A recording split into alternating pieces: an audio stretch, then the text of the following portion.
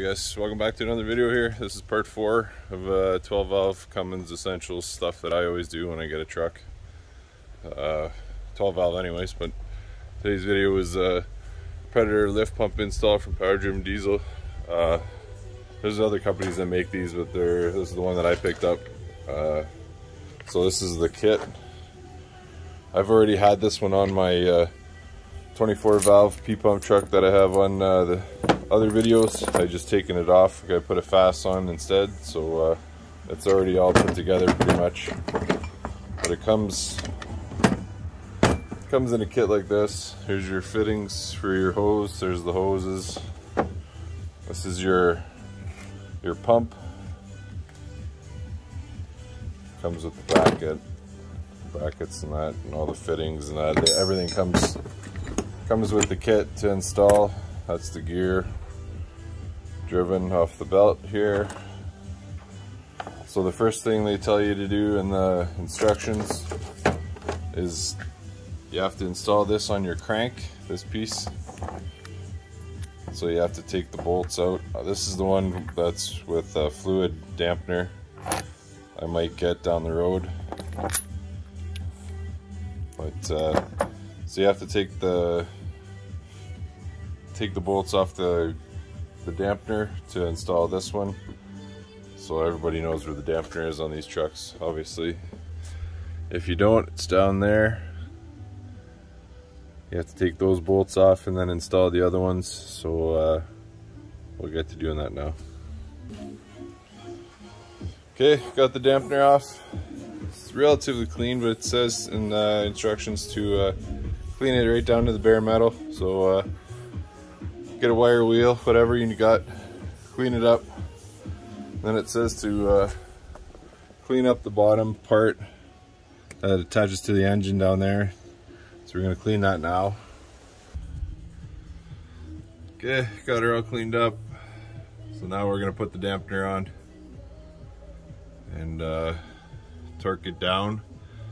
This is a manual truck, so I just put it in gear. So if you don't have a manual truck, get a barring tool. Barring tools are cheap on Amazon. So to hold your engine in place, to get the bolts out, and then you torque them back down to 92 foot-pounds. So we'll get this on, and then we'll torque her down. Alright, got her all tightened up in there.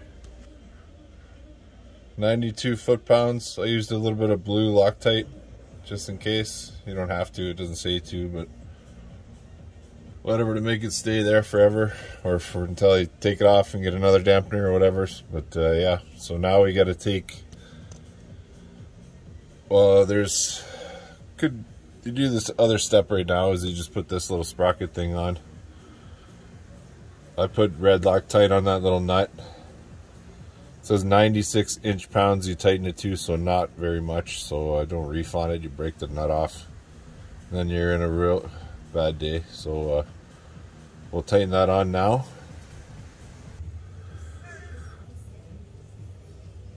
Alright, got that all tightened in there. 96 inch-pounds, so not too tight at all. So now you take these 4 oil pan bolts out, and then you put the bracket in. So I'll clean this up and take those out now. So alright, got the bracket on, got the belt on. Just leave it loose for now, because you have to figure out where you're routing the lines to with the hose. So let's figure out that here. I think we have to take off something on the bottom of the fuel filter, or one of the fuel lines that comes from the back. You have to attach that. So let me read the instructions a little bit better, and then we'll get back to you here. I know you have to take the one mechanical pump off. That's easy, that just comes off. So we'll figure out what's going on next. And alright guys, there's a fitting that you have to go and undo under here. It's the large fuel line right there. You need these. These are just AC lines, but come in various ones. I just use this blue one here. You push it in together and it just pops right out. So that's the fuel line that you're going to route to the pump.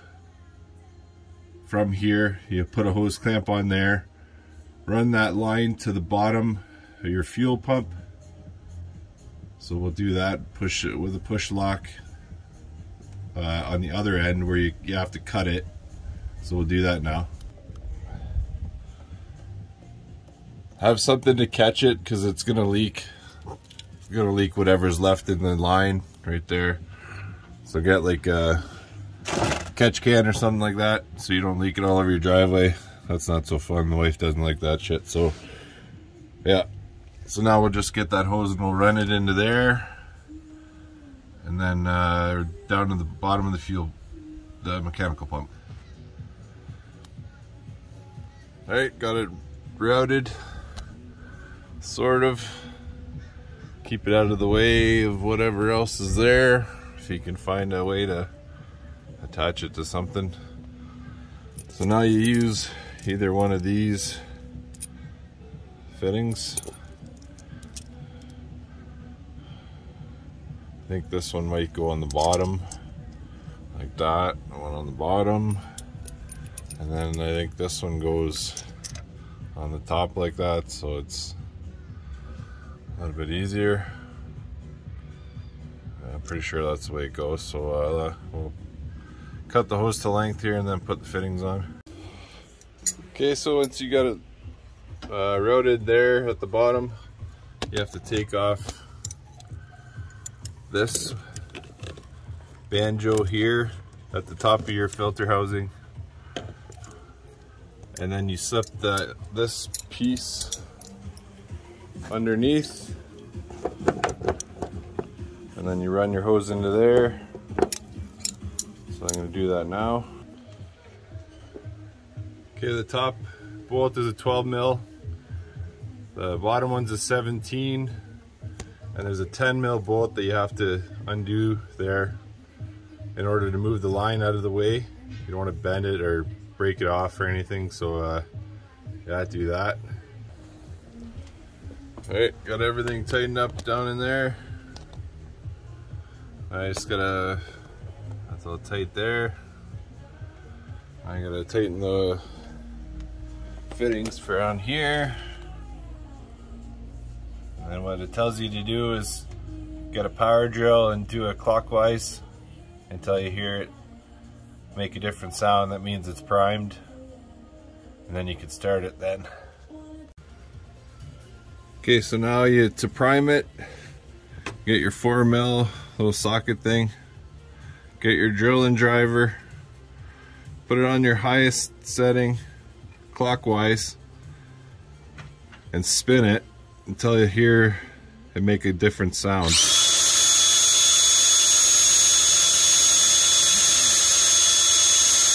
Or there's a load on it. Alright, got her all primed. That's another way of doing it at the top there. Let the air out. Got it all on. Don't tighten the belt too tight. Give it some slack. I got some zip ties, tying the lines out of the way. I'm gonna be putting a fuel pressure gauge in. I just have to buy the adapter piece. The one I have leaks, so it's crap, so I gotta find another one. But that's an essential with this kit, is that you get a fuel pressure gauge.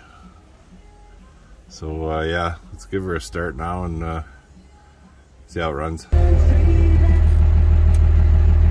Okay, got her going. Ran a little rough, but idle's good now. Maybe had a little bit of air in the system still, but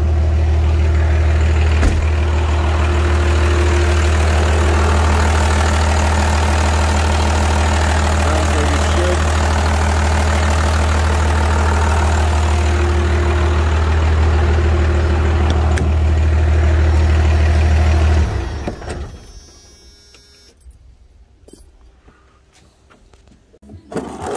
My truck's equipped with this little block off plate, or it's equipped with the mechanical pump, so you have to put this on and take your mechanical one off. This just covers it up. I'm going to be taking the whole fuel filters thing out and doing it my own thing. Probably that's when I'll do the gauge. That'll be soon. This is just to get it running again, but that's a real pain to get the lift pump out. It's two 10mm bolts, but it's tucked up under there, so I'll put this plate back on, then let her run. Ran good. Had a small little leak. It didn't use a hose clamp, so that's fixed. But yeah, this is your Predator lift pump from Power Trim Diesel. I think it's a good upgrade. Other than a fast, you don't have the electrical issues, but I put a fast on the other truck, but it doesn't really matter. But this is a good upgrade. It's cheaper, belt driven, consistent PSI 45-ish. So stay tuned for more videos. This is the fourth in a series of videos, so stay tuned for the next one. Not sure what that's going to be yet, but hit the like button, subscribe if you haven't yet, and catch you on the next one.